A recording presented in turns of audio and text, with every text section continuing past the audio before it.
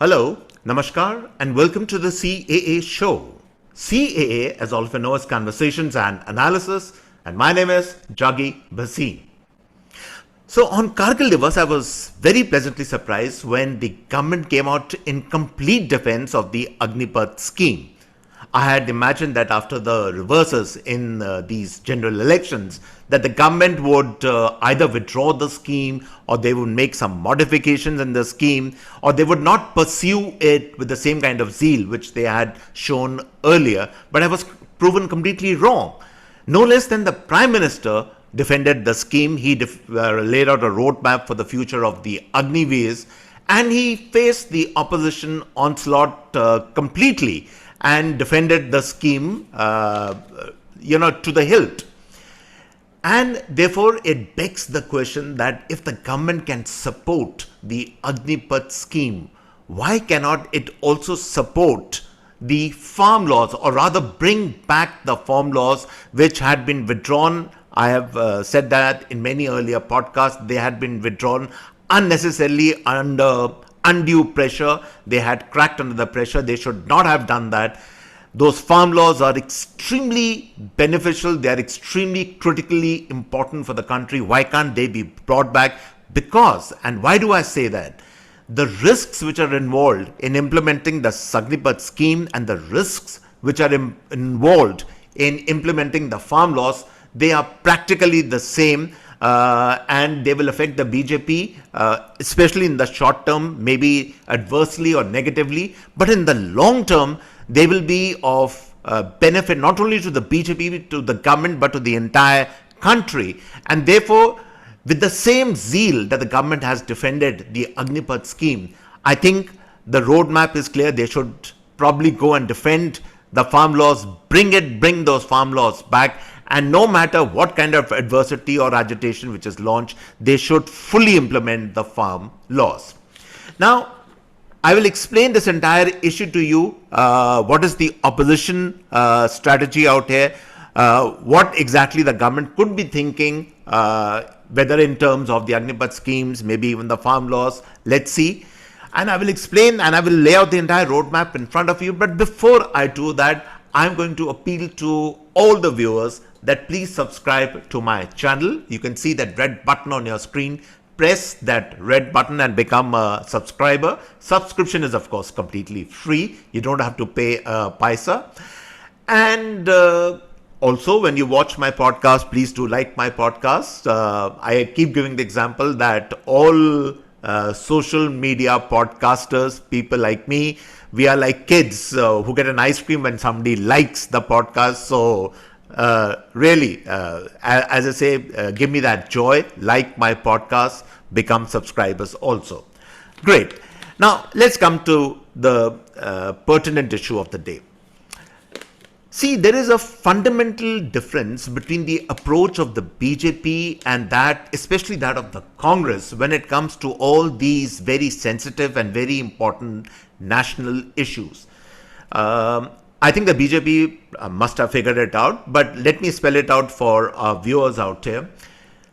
Let's start with the Congress approach first. The Congress approach is what I call a status quo, Congress status quo approach.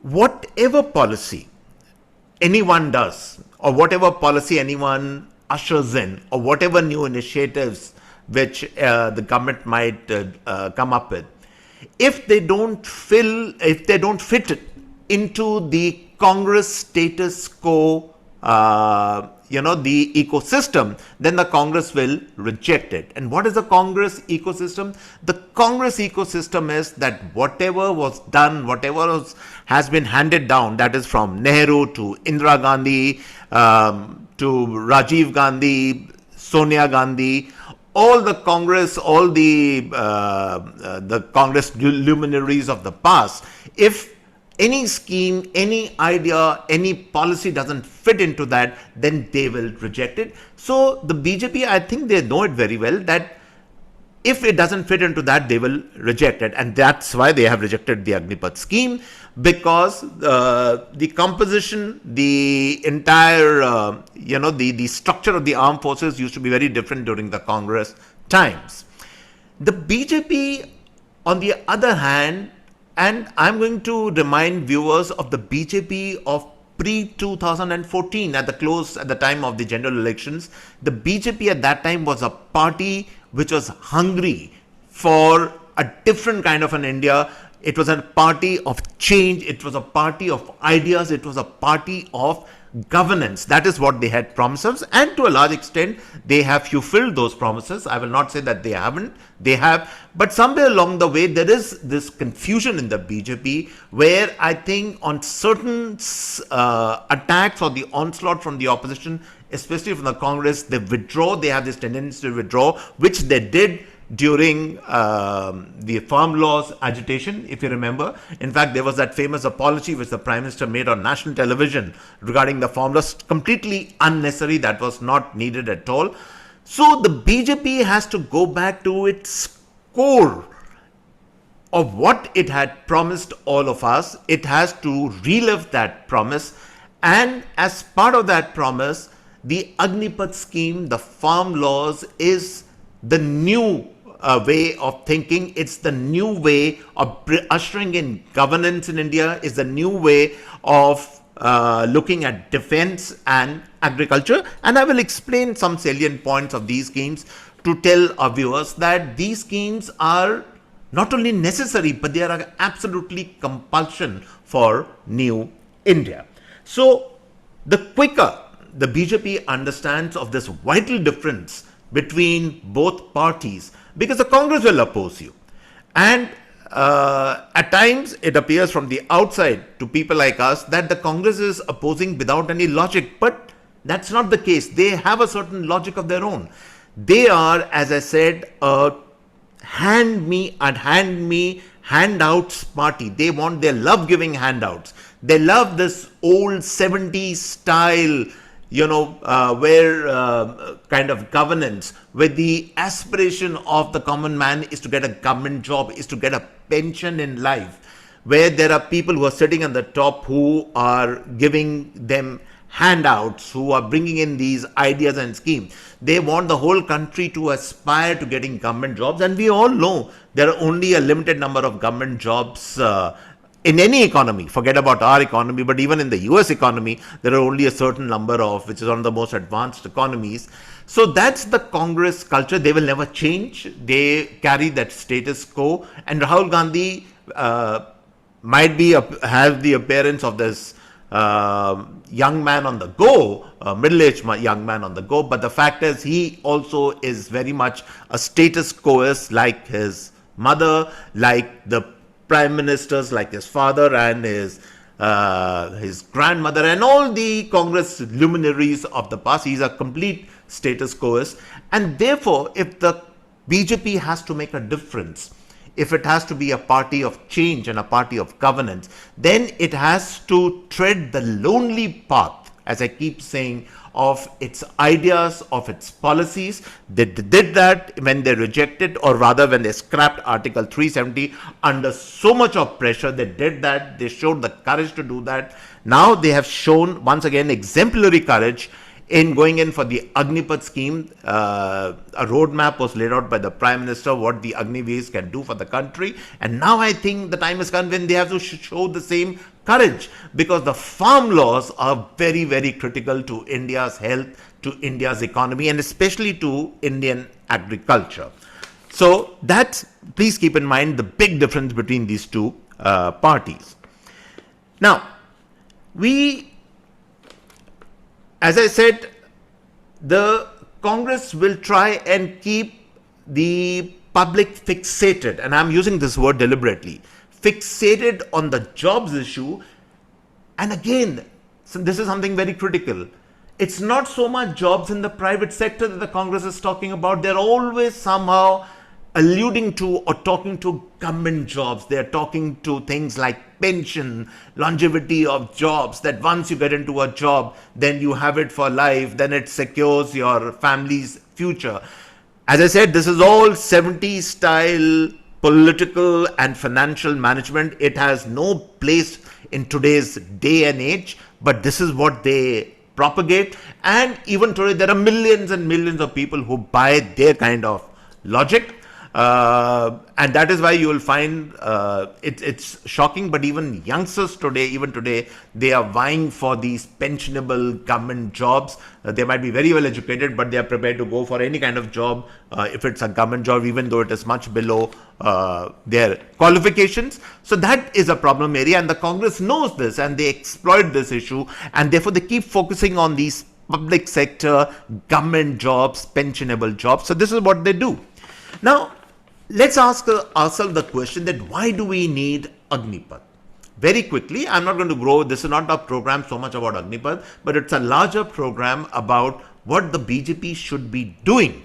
Now they have taken a good initiative in supporting the Agnipath scheme. So the Agnipath scheme, to my mind, is a scheme that actually addresses the concern of the armed forces in the 21st century. I'll give you an example, and then I'll tell you why the scheme is so very critical. Now, assuming, and we all know that there is a big problem which is going on in the Doda area of Jammu, Poonch and all these places, there have been teams of these Pakistani terrorists who have infiltrated that area, and there are daily casualties, there are firefights which are happening practically on every day. And believe you me, even now, the toll is very high in terms of injuries and the soldiers, and especially our young officers we have lost. But I can tell you one thing with conviction, that supposing, and I'm pretty sure that the young Jawans who are going in, they are all in the age group of maybe around 20, 22, 23, that kind of age. Assuming if the Agnipath scheme was not there, assuming if the Congress idea of the old army and all that, and you probably had a 35-year-old or a 40-year-old battling these terrorists, what do you think would be happening? We would probably have twice the number of casualties in that area. And that's the point which I'm making. See, at the end of the day, whether we like it or not, whether it's a 40-year-old or whether it's a 21-year-old, any Jawan loves the country. They will love the concept of Mother India. That's fine, absolutely. But as a youngster, your reflexes, your ability to perform, your drive to achieve results is on a totally different level once you start aging, once you start getting older, especially in professions like this, especially in the armed forces. See, armed forces are not, that's why they are a unique, we say that it's a unique profession. You have to love the armed forces to get into the armed forces. But age plays a very critical role in the armed forces. So, supposing if you had a 30, 35 or a 40-year-old who was battling these terrorists, trust me, the casualties would have been very, very high. So, the Agniveers are needed because, and that's the critical point we need to remember, they are recruited at around 19, 20, 21. I don't know the exact when they are recruited, and the tenure is for about 4 to 5 years, and 1 out of 5 actually goes ahead and gets promoted and goes into more permanent kind of service. But it doesn't matter. Even those who come out of it, they are not as the propaganda which is being depicted outside, that they will be misfits after that, where will they go, they will not do anything in life. They are coming out at the age of around 25. And even today, a lot of careers begin at the age of 25. After you have studied, you have done your graduation, post-graduation, or if you have done your engineering or medicine, in fact, even some people are even starting their careers after 27, 28. So if by the time, at 25 years, if an Agniveer even exits the army and comes out and starts applying for other jobs, he is well versed to get those jobs because he's in the prime of his life. He has, as the government keeps saying very correctly, he's acquired those skill sets in terms of valor, in terms of management, in terms of organizational ability. He would be a natural fit of course, in things like CISF, industrial forces, the BSF, CRPF. But don't forget the other avenues which open up for the Agniveer. India, as more and more as the private sector entrenches and deepens and comes up with more and more new jobs, there will be need for more and more security firms. There will be more need for more and more cyber security firms. And where do they get the people from? They will get people from the Agniveers. That is where there will be a need for these trained personnel. If you pick up a lad, let's say from the village, who's not trained at all, who has no skill sets, as compared to an Agniveer at the age of 25, obviously the Agniveer stands a much, much better chance of getting that job. So when this propaganda is unleashed, that where will they go, what will happen to them, they will not get anything, no jobs, that's absolutely untrue. And the government knows about this. The only problem with the government line is that their communication, I still feel, is still not good. The Prime Minister can't keep tom-tomming the scheme everywhere. There needs to be better communication, experts who spread the idea of the scheme in the larger public. And maybe that's why there are people like us, podcasters, who come into the picture. So it's a boom. The scheme is a great scheme. And all over the world, in the armed forces, you have the Americans, of course, have a bit of a colloquial word for it. They call them the grunts. But we call it the soldiery. We call them the Jawan. The Jawan is given the proper respect which the Jawan deserves. But the Jawan is the critical bedrock of the armed forces. But they're always young. And they're always there for a short tenure. They're never there for a longer period of time. And the other word which I want to use out here is that all over the world, in the best armies in the world, there is turnover. Mark my word. This word is very important, turnover. You have to keep turning. Turnover means that people enter the system and then after a little bit of time, not too much of time, they exit the system. And then you bring in younger, fresh blood. Then again, you put them through rigorous training. Then they are put on the job. And then after a few years, that is those 4 or 5 years, they exit the system. That's turnover. Turnover is critical. It's the lifeblood of the armed forces. And that has to be maintained. And that is what the Agnipath scheme is doing. But according to the vision of the Congress, which I have explained to you a little earlier, the army actually would probably start looking like an army of, a would-be pensioners, people acquiring, fat around the waist. I don't know how efficacious, how lethal that kind of army would be. You need younger, fitter, tougher people in the battle zone. And yes, India is progressing very well, but we also have endemic problems of counterinsurgency, as now we have seen that how it has played up in the Jammu region. There are some problems which are obviously keep on happening in the northeast also, and there are other hotspots, especially the Marxist zones where these problems occur. So India will always have these problems, these endemic problems, and to combat them you need younger, tougher, fitter, but a turnover is also very critical, where people come into the system, they work for some time, they exit the system, and then fresher, younger faces then come in. So that is the critical need of the Agnipath scheme.